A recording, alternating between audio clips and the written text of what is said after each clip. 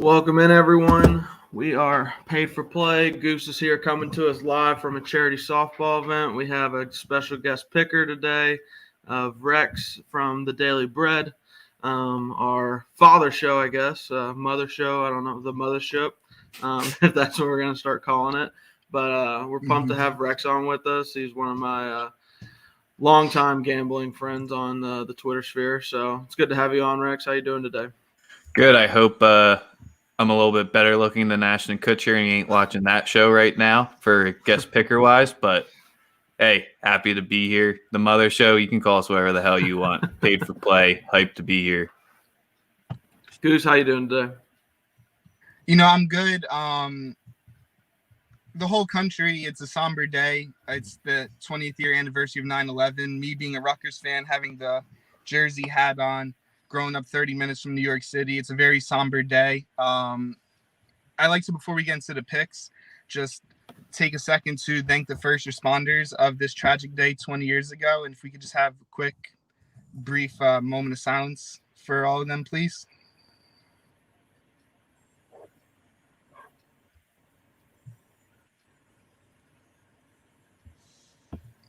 Thank you for that real quick. Thank you. All right.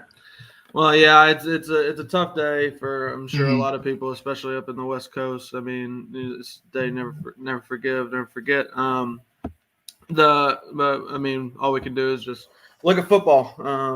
There's some pretty good games today.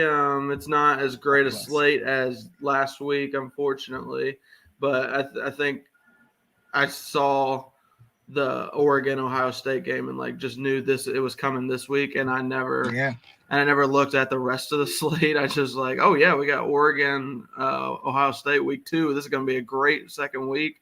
Follow up the first week. We had some good games last weekend, and then it's just not that great.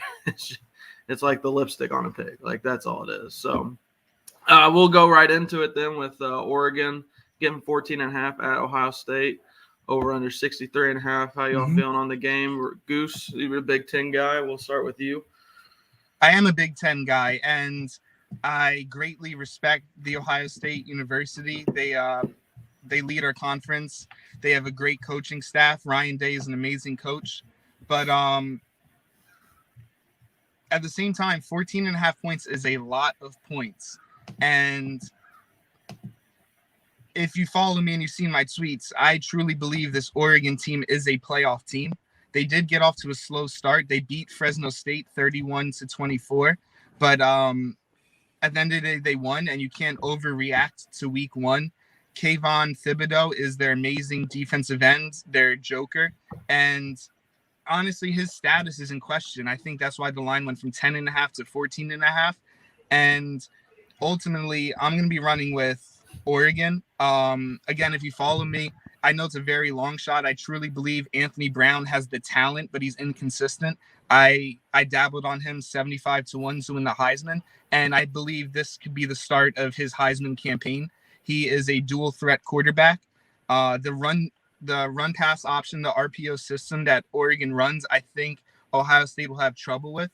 Ohio State's used to being the most have the most speed on their team. They dominate the Big Ten because they have SEC speed, but so does Oregon. Oregon has a lot of speed on this roster. Defense, offense, you name it. They're not the most physical team, but I still think this speed will give Ohio State some trouble, and I really look to lean on Oregon and Anthony Brown having a breakout game. 6th-year quarterback from Boston College. I'm excited for today, for noon Eastern. Rex, what are your thoughts? Oof. Ohio State defense isn't that great.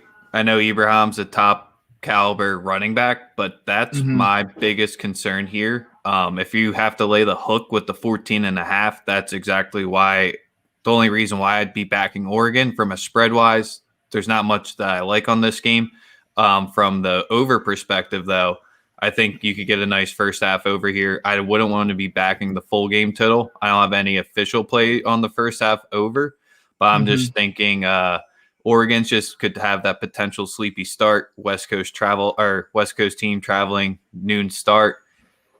Ohio State, I think, should roll at the end of the day, but I'm not trying to be laying any points there. the biggest question is if Verdell can get going against the line, because Ibrahim just completely controlled that game. And if Verdell can have that same sort of impact on it, breaking some 20, 30-yard runs, Oregon's going to be in this game late, and we should see a solid one there. But if Ohio State's defense shows up, I think this could get pretty ugly, though.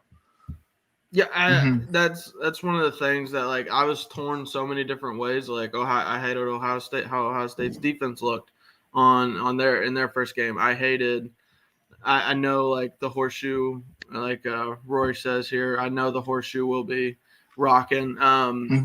But it's the West Coast traveling east for an early kick, a 9 a.m. local kick. It there's so many different angles that are pulling me.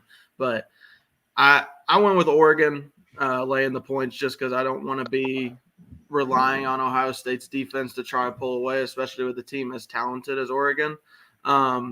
Also, it's just one of those things. I'd like to have some kind of action on this game, and it's hard to lay Ohio State 14.5 in a top 10 matchup or top 20, top 15 matchup. Yeah. So yeah, I'm excited to watch it. I think Oregon's uniforms are going to be very, very icy looking out there. It's going to be a good game. I'm looking forward to it. I'm just hoping we get some actual back and forth in this one. Are you concerned with Stroud? That was what I was just about to mention. I have no doubt that he'll be a talented quarterback. He's a freshman, though, at the end of the day. And it just looks like he needs more time to adjust to college football speed. There's one thing about high school football. It just jumps up so much in college football. And as the year goes on, I think he'll get better and better. I think Oregon just catches them at a better time being early in the season. Stroud has he just needs to get adjusted to game speed just a little more, I believe. So that's why I like to back Oregon. See, this is where, with that aspect, Mikael Wright and this defensive backing group of Oregon, it could be the top core that they see throughout the entire season, because they're ranked in the top 20 as overall unit strength. So that's just kind of where Stroud versus DBs is going to be the biggest thing I'm looking for, because Stroud and them, they just hit how many gashing explosive plays against Minnesota? I don't think Oregon will give them those same type of opportunities today. Yeah, I don't see them running as wide open as they were against Minnesota. I mean, Minnesota, like, the Minnesota Stadium was electric. Like, it was a nice road opening win for CJ Stroud, but still, like, nothing from Minnesota's defense is going to be like really comparable to Ohio, or what Oregon's going to bring today. So we can move on. I don't know if anyone will actually be watching this. Pitt getting 4.5 at Tennessee. We'll welcome in Sosa into the stream. How you doing today, Sosa? I'm good, man. I'm just listening. My bad. I didn't mean to cut you off. No problem. We're at a good intro point. So we'll get back to Pitt getting 4 at Tennessee. Same time as this Ohio State game. I don't know if you got the two screens, pull it up on the side, but everyone's going to be watching that Ohio State game first. I don't know if you all have any plays or picks or thoughts on it. We'll start with Rex. You got anything today on that one? For Pitt?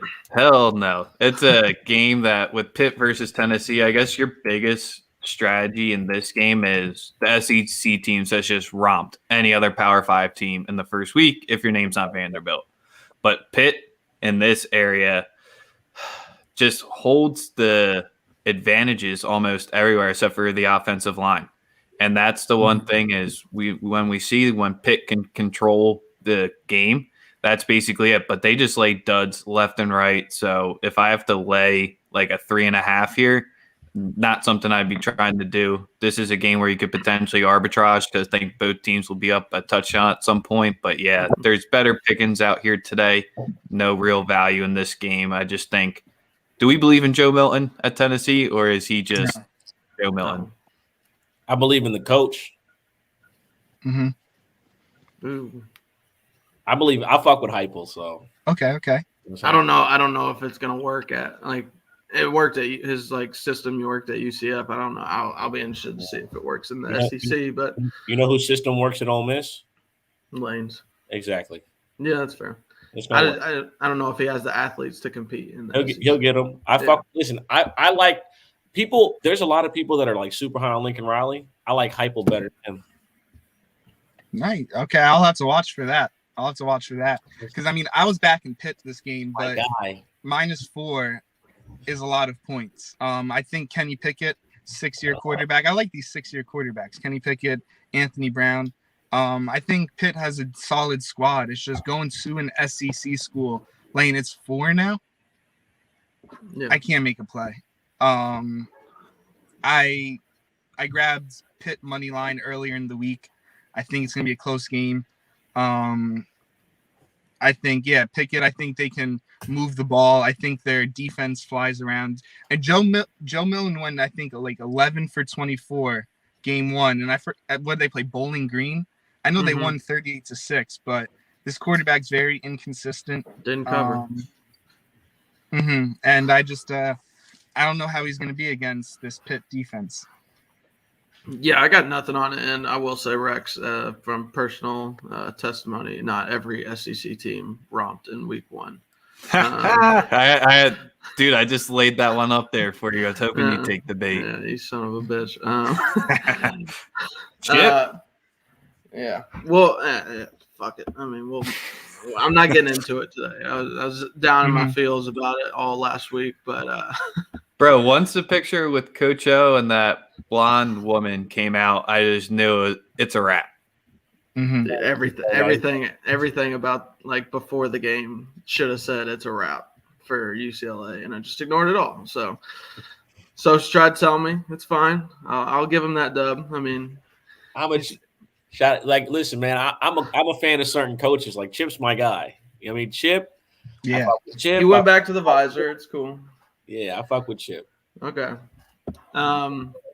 We'll move on to probably the second best game of the day. I don't know, maybe the first best game, depending on who you are. Iowa State getting 4.5 at Iowa State, or Iowa getting 4.5 at Iowa State, over under 46. Yeah.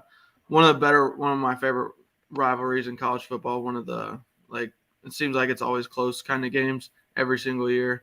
So you got any plays for this one?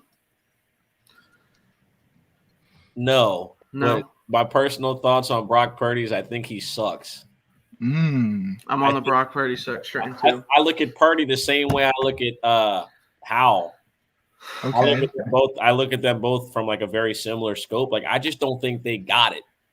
Overhyped. They can make some throws, but if you look at them, they've had a lot of pro players around them that have made them look good, whether it be receivers and running backs. These guys have pros, even linemen, defensive players. They're on good teams and they're beneficiaries of being the quarterback. And they have these splash highlights some of these throws there, you're like, wow, this looks good. But when you break down the tape, mechanics are bad.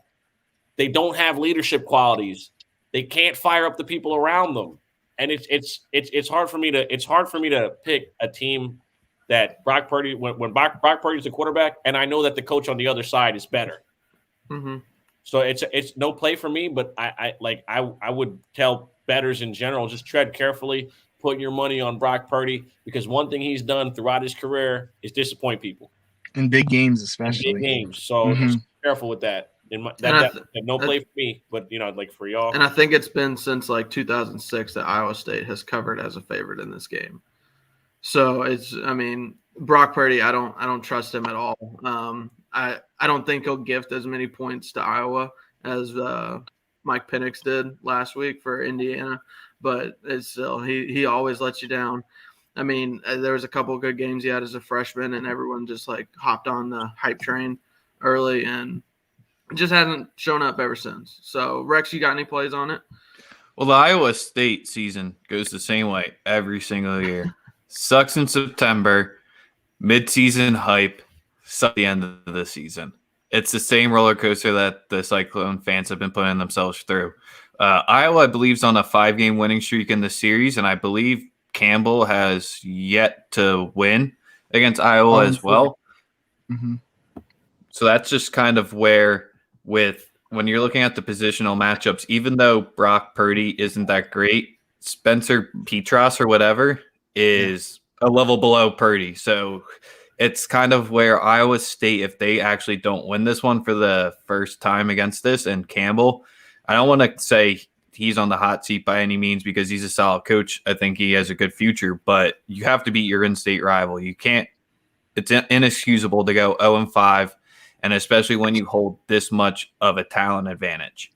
In this one, I think Iowa State wins. I would take it in a money line parlay. If you had to be betting this game, I'm not laying any bit of points in this type of matchup where Iowa could be a hungry dog, but it's not mine of the weekend. Mm-hmm. Goose, you got anything? Yeah. Rex, you pretty much said it. What I was gonna say, Brock Purdy isn't great. He isn't good. He's above average. Like he's very inconsistent. He has his games, but ultimately, I think he's better than the Iowa quarterback who struggles. I want to say he's a 55% completion percentage guy. Brock Purdy is 65, and Brock Purdy won't make the plays, but I don't think he'll lose this game. They have Iowa State as the better running back, and both defenses are amazing. I don't want to pull a under, but 46 feels like a high total with this kind of game. I think the crowd is going to be rocking for Iowa State.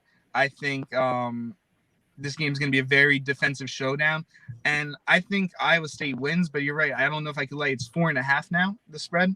Mm-hmm. I don't know if I could lay that many points, but I think the better quarterback, the better running back, and the better defense, and being home, I think Iowa State wins. My lean would be the under. I think we have like a nice 17-14 battle, but I completely agree with that. Nice one, yeah. Those are the nice ones. Mm-hmm. I mean, Iowa State's not a Big Ten team, but it feels very much like a Big Ten matchup. Are y'all gonna watch this game? Yeah. What else is on at the 4:30 slate? No. I'll watch this one. Yeah. The slate is shitty enough to where this is a must-watch game today. No Wyoming, Northern Illinois. No. I mean, unless we got some Josh Allen returning, I don't think we're gonna be watching Wyoming for a while. Yeah, I like taking Iowa in this spot. I mean, you get 4.5 in a game that should be back and forth, maybe like a last-second field goal wins it. I'd take the underdog in a close rivalry game like this usually. And I mean, if Iowa's got the 5-game winning streak, or whatever it's run to, I think you said, Rex. I'm not going to go against that. So, we'll move on to, I guess, one of the more intriguing games of the day. Not really like a top matchup, but North Carolina State getting one at Mississippi State. Rex, I think you wanted to talk about this one. It was definitely one of the more intriguing ones of the day. Yeah, when you get your basically pick 'em under the field goal spreads, those are always the ones I'm trying to key in on the most for. And it's strange that we got two SEC teams with ACC schools coming in laying points. Sure, it's just barely laying in this scenario, but man, what's happened to Miss State to do this, but NC State having this little bit of a comeback streak that they're on is pretty nice, because when they can, the biggest factor in this one is going to be Zovion Knight, because Miss State, the one thing that they can do is stop the run when it's not a top running back. But in this scenario, I mean, he could potentially be a top 10 running back in the entire FBS. So that's just where NC State can't afford to be, I don't think, passing it around on this side. This is where, if they're going to go into the SEC, they need to have at least more than 50% of the possession for the full game here. If they let Miss State run up and down on the field, that's where NC State's linebackers and front seven can control that area. But if they're not having the pace or the possession battle, I think Miss State romps them. But if they're able to control it and get Knight rolling for over 150 yards, I think NC State squeaks one out. Yeah, I think it's the Tuffy 2 or Tuffy 3. New Tuffy is giving Mississippi State new life, or North Carolina State new life. I mean, you can't go against them. And also, I'm scarred by Like last year, LSU just giving up like 650 yards in a game to Mike Leach's system, and then just like the entire rest of the season, everyone just shut it down because all you had to do was drop 8 in coverage to stop it. So I don't know if the book's out. I mean, it's just I think they're similar athletes, and as long as you or like similar teams athletically, as long as North Carolina State plays the coverage more instead of like rushing, trying to do bump and run man, which I don't know why you would do against the air raid. But I mean, Mississippi State didn't impress me last week. So I mean, that last second comeback against La Tech, they didn't do it for me. So Goose, you have any play on the game? So I don't have a play, but I have a word of advice in a betting standpoint. And all I want to say is I don't want to overreact to week 1. I know Mississippi State beat La Tech by 1 point. They were 24-point favorites. They only won by 1 in a comeback game. I know NC State won by 45. Who they play? USF? Yeah. Mm-hmm. And like, so every sign points like from week 1 go NC State, but ultimately it is an SEC school playing an ACC school, and I'm not going to make a play because I don't want to overreact to week 1. I know before I said I was on Pitt because I think Pitt's a higher up ACC school going to an SEC school, but I don't want any part of this game. I would lean I would lean Mississippi State. They're the home team. And that team has a lot of fire in them. I'm sure they had a hard week of practice. I'm sure Mike Leach gave it to them, and I think they're going to come out more sharp. I'm going to stay away, though, and I'm not going to overreact to week 1. Bro, why can't I find this game on the site? What time is that game? 7:00, ESPN 2. There's so many fucking games. Weeknight This is a good problem to have. Yeah, it's a weeknight slate. My play on the game is Mississippi State over 27.5 points. Mm-hmm. Okay. Listen, yeah, I heard everything you guys said, right? And at the end of the day, for me, it's still an SEC team. Yeah. I think Leach and obviously Leach, we know he's going to put up points. 27.5 to me is a joke. Mm-hmm. Yeah. All right. We'll see. 20, I feel like 20. I feel like both teams are going to score. I feel like both teams are going to go back and forth. It seems more like a shootout than. I think this game's going to be played in the 40s. Yeah. I honestly believe that. I mean, you saw North Carolina State come out last week. They're offensive. Listen, if it's one thing that you're going to get from a Mike Leach coach team, it's points on the board. Mm-hmm. But NC State doesn't want to get into that type of battle. I think that's how they lose this game. If they make it a slow, grinded out game, this is how they win. I see. The thing is, I don't think that it's kind of like this is like playing against Gonzaga in basketball, right? This is how I would mirror it. Like you know that the pace is going to force you to play one way, mm-hmm. right? Can you match? Are you going to be able to match them? Also, they score so fast. Like Mississippi State can score so fast, and so can North Carolina State. They both have that level of explosion on both sides of the ball. I think that the fear of it being a low scoring game, I don't think NC State has that fear of we can't hang with them offensively. I don't think they have that fear. I honestly believe this game is played in the high 30s or 40s. I like the team total for Mississippi State, just going off of Mike Leach's track record, getting me 28 points in a football game. He should be able to do that. I have the number at that's even money, -110. Like I said, and I think my sentiments are pretty indicative that I believe the over will be a play over 55.5. I like it. I think both teams come out sharp offensively. They give it to each other's defense, and we get a late, some late heroics from one side that teeter the end. But I think it's going to be an offensive game. The cowbells are going to be out at Mississippi State. We know. And obviously, when Leach showed up, he brings a new energy anywhere he goes. We're not used to the air raid in Mississippi. I mean, no one's used to seeing that. They're used to what we usually assimilate with SEC football, physical football, running the ball. It's showtime now in Starkville. I think the Leach is trying to bring that mindset to Mississippi State. So I like the team total. I'm not going to pick a winner, but points, definitely going to get points today. Yeah, I'm just not trying to overreact too much to to North Carolina State's like week 1 game, because I think South Florida is one of the worst teams in college football. Yeah. So they did execute at a high level, though. You got to give them credit for that. Yeah, because a lot of these good teams will go into week 1, they'll be on some bullshit. They won't cover.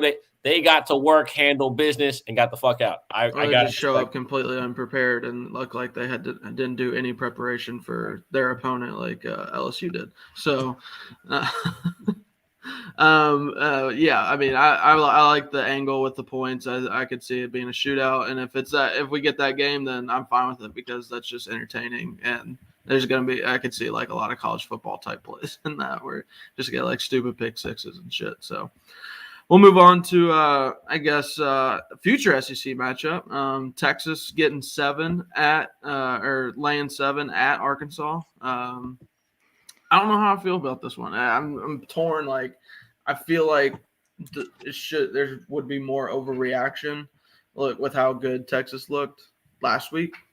But I guess going on the road in a true road game in the SEC, I know it's an old Southwest Conference rivalry. I'm intrigued about this one, but I don't know if it might be one I add late if I'm just bored and have a good start to the day, or if I chase at the end of the day.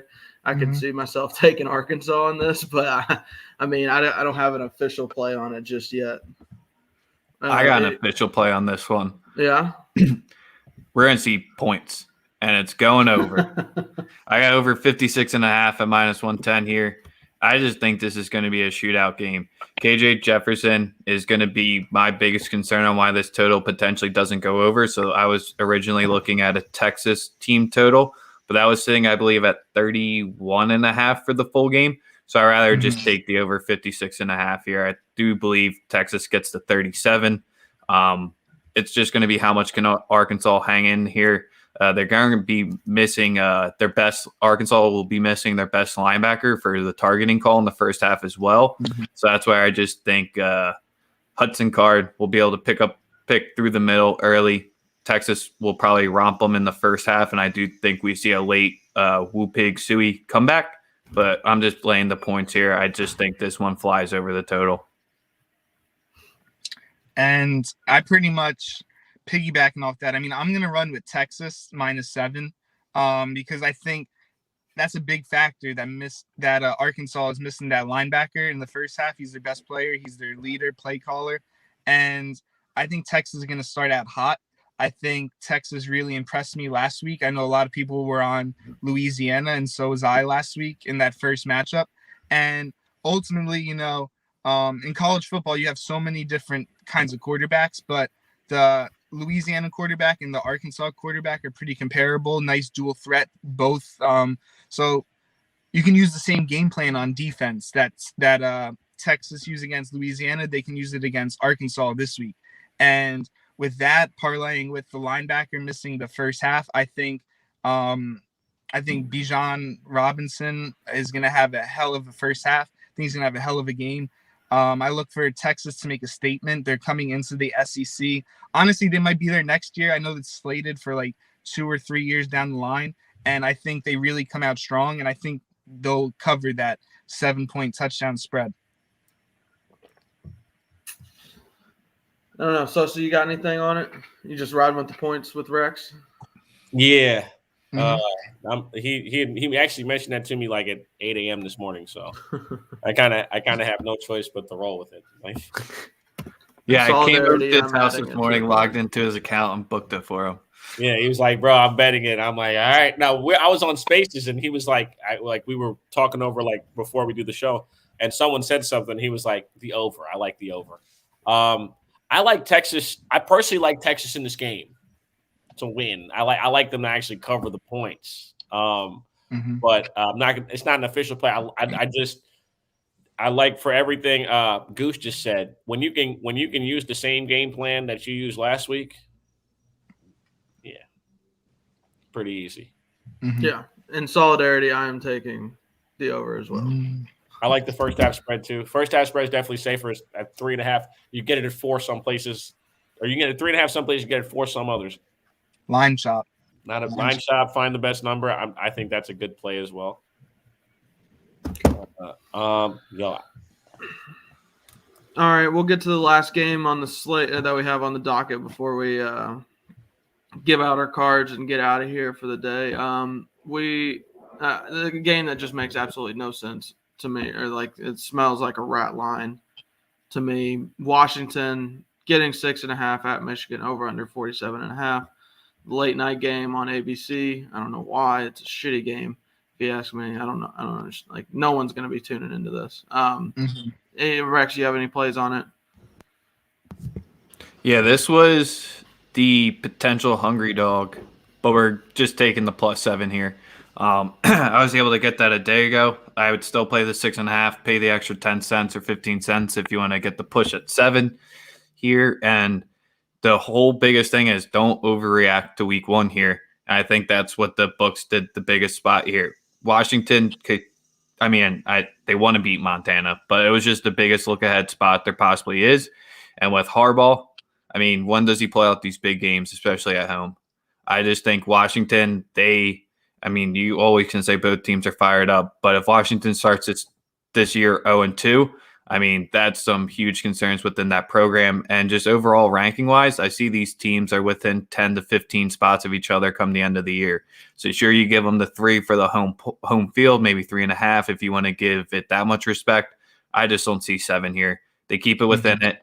I'm still never going to be sold in McNamara, but I just don't. I think he's one of the weakest quarterbacks within the Big Ten. I'd almost take any other quarterback over him at this point. Maybe there's 2 or 3 that I wouldn't, but that's just where Dylan Morris just show up like he did in last week, and they should be able to cover the 7 with ease. Yeah, but I believe me, I'm all in on the Harbaugh hate. Like he's a fraud. He never shows up in big games. But is this a big game where he doesn't show up? I wouldn't consider it as that, but it's Michigan's biggest non-con game, right? Yeah, it's true. But so that's where, other than their Big Ten schedule, you beat the Pac. It would help if Washington was 1-0, and this would make it a big game atmosphere. Yeah. But with them dropping the dud, happy they did it. That's why I'm getting a 7. I don't think I was getting a 7 beforehand. Yeah, I feel like as long as there's not a number next to the opponent's name, like Harbaugh, is kind of fine. So, Goose, you have anything on it? I don't. Because I didn't watch that Washington game, and I'm preaching don't overreact to week 1. They did drop to Montana. There's almost desperation time. Honestly, I'll be watching this game to scout Michigan. It's Rutgers' 4th opponent. Don't want to get off on a tangent and talk about Rutgers, but I want to see how Michigan performs. I do think, as Rex said, Michigan has a weak quarterback for Big Ten standards. And, I want no part of this game because I don't know how to read Washington. I don't want to overreact, but they lost to Montana. That feels really stinky. And upsets happen. Upsets happen everywhere. Michigan can tell you about upsets. Appalachian State. So, just let me watch this one. Let's read it out. It is a night game, so I agree with Rex. It does feel like a big game. I know Washington's unranked. They're a good program.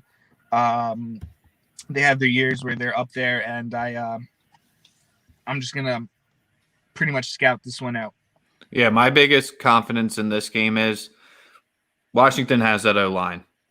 It was just Morris just not playing solid quarterbacking skill. And what does Michigan have the best? The defensive line. So we're going to trench-on-trench battle here. That's what's going to determine the game for us. So let's just hope that the Washington O-line stands up well here. But yeah, +7. I got it at -110. Play it at whatever number you got. It's one of it's probably my most confident football play of the day. So hopefully I didn't jinx it, but I'm with you then. All right. You want to get to that question, and then we'll get into our cards? Yeah. I can see the first half spread. With Minnesota. They're still a well-coached team. Just because they lost Ibrahim, it it's not gonna. I mean, they're definitely not as strong of a team, but Miami, Ohio is not a team. Yeah, I mean, they're just a shitty team. So I would definitely probably be more comfortable with the first half spread. I don't know without off the top of my head, I don't know what Minnesota's got next week. So if it's a look ahead spot or something, I'd just try to get first half, and then maybe they try to keep everyone healthy, get in, get out, move on, like a 2.5 hour game. Yeah. Yep. I mean, that was a really physical game against Ohio State. Very deflating how they lost Ibrahim. But Miami, Ohio, this is a great game for Minnesota to bounce back. So I'm with that first half. Go up 14, go up 21 even. Start resting guys. And like Sam said, I don't know who they have next, but let's keep it healthy this game and in and out. Yeah. So we can get into our official cards of the day. Goose, what do you got for us today? I'm running with Oregon. I'm running with the Ducks. Give me 14.5. That feels like a great number for me. I think they're just too good of a team to lose by more than 2 touchdowns. Give me Texas -7. I think they make a statement. And so the pit line is 4.5. I can't get 4. It's 4.5 everywhere because I got it at 3.5. I saw it was 3.5 last night. So people are hammering Pitt. Yeah, I don't have a line, or I'll check. Gotcha. I'll double check the line for the Pitt game real quick. 4.5 is a lot. I just Kenny Pickett 4. Yeah, I think they win by a solid 6, even a touchdown. This is a statement game. I think the Pitt Panthers are going to be a team to look out for in the ACC. No world beaters, but I think they're going to be a very solid team and win about 8 or 9 games. So give me Pitt -4. Okay. Those are my 3 plays. All right. I'll give out mine. I got let's see, 1, 2, 3, 4, 5, 6. I got 9 plays for the day. Just firing from the hip, I guess. We'll do Oregon. I'm with you on Oregon. Goose 14.5 feels like too much, even though even with the west or east to west or west to east, whatever. I hate to play whenever I made it, so that usually turns out to be pretty good. I don't know, maybe I might be wrong, but it's gambling, so I don't care. Oregon or Ohio State over 63.5. I feel like Ohio State's defense didn't really impress me last week, and Ohio State just has too many athletes for Oregon to shut down and impose their will on defense. So I so badly wanted to take Mercer plus 56.5 earlier this week because it's so many points. It's so many. And sometimes it doesn't matter. Yeah, but Saban doesn't like to. He's an asshole, but he's not embarrass you if you're a Mercer type team. Yeah, he's an asshole against I don't know, the Tennessee or a weaker team, but yeah, I agree with you. Yeah, I could see Bama first half, Mercer full game. I might get on the Bama first half one. I might probably -35. Yeah, but still probably I could see them scoring 42 in the first half and then scoring 7 the rest of the game. But I might be adding the Bama first half. I like Florida -28 against South Florida, like we said earlier today. I hate South Florida, they're just a dog shit team. They're so bad, and I think Florida's trying to figure out their quarterback controversy before next week. And I don't think. It's a look ahead spot, but I don't think South Florida's good enough to keep it close. They didn't score on North Carolina State. I don't think they're scoring on Florida. I like Notre Dame -17. I'm going to try to be.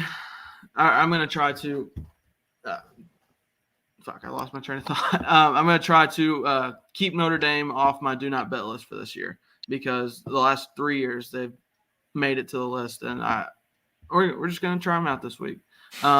See if they can redeem themselves this year. Like I said earlier, Iowa +4.5. I have Liberty -5 at Troy. I like Malik Willis. I like Hugh Freeze. I feel like them only getting 5 points isn't enough in that one. NC State -2.5. As we said earlier, I took NC State. I'll probably add the over as well to my card. Kentucky -5 against Missouri feels like one of the better games of the day. I guess it's not like flashy or anything, but I like the matchup. I think Kentucky's offensive and defensive lines are better than Missouri's, and that's going to win you a lot of football games in the SEC. So, and then to wrap it up, Texas, Arkansas over. You all talked me into it, so it's officially a play. Rex, what's your 6-pack, friend? We got a 6-pack. So Texas, Arkansas over 56.5 -110. Scroll back to why I like that one. Washington +7 -110. Scroll back a little bit less for that one as well. Third one, South Carolina money line -130. Dottie has been warming up. I don't know if they're going to risk them, but it's -2 right now. The money line's -130. It's really going to be that against going to ECU. I mean, South Carolina did work last week. Sure, it was a terrible squad that came in that they romped, but I think South Carolina goes into ECU, takes care of business early. Could be a ratty, fishy line, but I'm just backing the Gamecocks money line -130. I mean, they hold the advantage everywhere in the quarterback position with Zeb in there. I mean, it's almost even. ECU's quarterback's decent, but I just think the Gamecocks' talent all around the ball should have them win this one by 10+. The surprise bitches play, Vanderbilt +7 -110. Hold your nose. Going to Colorado State. I spent way too much time looking at this game. They scored 3 points at home against East Tennessee State, the biggest. Don't overreact to week 1. Colorado State is almost as bad as Vandy. I know. I said I wasn't going to do it. We're doing it. +7. Just, I'm going to forget that one later. I know that, but it is what it is. If you watch more than 5 minutes of this game, I will. I'll watch the entire thing. Don't even worry. That's maybe the greatest degenerate sign I've ever seen. Is sticking. Pays the same as fucking Texas versus Arkansas. That money pays exactly the same. I understand it pays the same, but I'm trying to save my eyeballs because that is a dog shit game. And that's where I like to live. Last one, I bought half a point here. Arkansas State +6. I got that at -120 on my book, and they're my hungry dog runs faster of the weekend here. Money line +175. Home dogs to Memphis here. I just think Arkansas State, I'm going to call it, that's a ratty line. There's no reason why they should be that big of dogs to Memphis on their home field. Arkansas State, sure, they run the dual quarterback system, but they're both way superior to Seth Heinigen here and Alan Lamar. Sure, Memphis has a very average offense. It's actually pretty terrible. They're ranked 92nd overall. That's where Alan Lamar, I think he runs wild today, even though he is a weaker running back. I just think all the skill positions and everywhere that Arkansas State has matches them pretty well, except for Calvin Austin. I just think Arkansas State wins at home +6 in case they don't, because I definitely think they cover the spread. But the money line at +175 is my hungry dog of the weekend. Nice. All right. Goose, you got anything else? Yeah, I just wanted one more. So my official plays, when I make an official play, I bet them. And I forgot to talk about one game because, I'm a Rutgers fan. I'm New Jersey pride all day. But, let's think what we have right here with the Rutgers game. It's a 2-point spread. They're going to Syracuse. This is a Syracuse team that won 1 game last season. This is a Syracuse team that was no line, a pick 'em at Ohio in a MAC school last week. This is a Rutgers team that won 3 Big Ten games last season and took Michigan to double overtime. This is a Rutgers team who returns 20 starters out of their 22 players. This is a Rutgers team who was led by Sean Gleason, offensive coordinator, who is a great offensive mind. He's a rising star. He will be a head coach in 3 years. I hope not, because I want him to stay at Rutgers.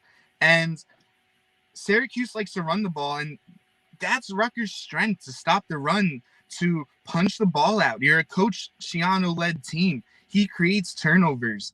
And I just, I'm a homer, but I really like this Rutgers spot. I think the line should be -4, -5. Even though they're going to Syracuse, I think Rutgers has a better offense. They have Bo Melton, a great receiver. I'm very excited for this 2 p.m. game to almost make a statement. I know it's at Syracuse. They're a 1-win team last season. They got their 1 win already this season, so they should be improved. But I just think Rutgers is head and shoulders a better program than Syracuse. I know it sounds funny, but let's just think. We can't judge too much from last season, but let's think what we're dealing with. A 3-win should be a 4-win Big Ten team from last year in conference only. And I'm sure I could drive down to Elizabeth, find a bookie right now, Elizabeth, New Jersey. And yeah, so you mentioned the team total. Sean Gleason scores points. He put up 26.5 against Big Ten competition last year. They have the same quarterback, same running back, same receivers, same O-line. This is an offense that actually is kind of explosive. They'll run the read option, they'll run their bubble screens, and I do think they score 4 touchdowns at Syracuse. So 26.5. I can't find it in New Jersey. I keep it legal, I keep it safe, but I could just drive down, find me a bookie right in Elizabeth and place it, but I'm not. I'm just gonna play my charity softball event, and you'll catch me watching that Rutgers game at 2 p.m. So I just wanted to elaborate on them, because I really do believe they're a 5-6 win team this season. Wanted to give them a shout out. All righty. Well, thank you, Rex, for hopping on. Sosa had to bounce a little early, but thank you to him as well. Go follow Daily Bread Media on Twitter. Go follow Pick City, our sponsor, on Twitter. Be sure to check them out and check out the fellows over at the Daily Bread. Every day they have their schedule out for weekdays. They're coming at you live every day and winning you money. So let's go win some money today. This has been Paid for Play. We'll see y'all next week. Deuces.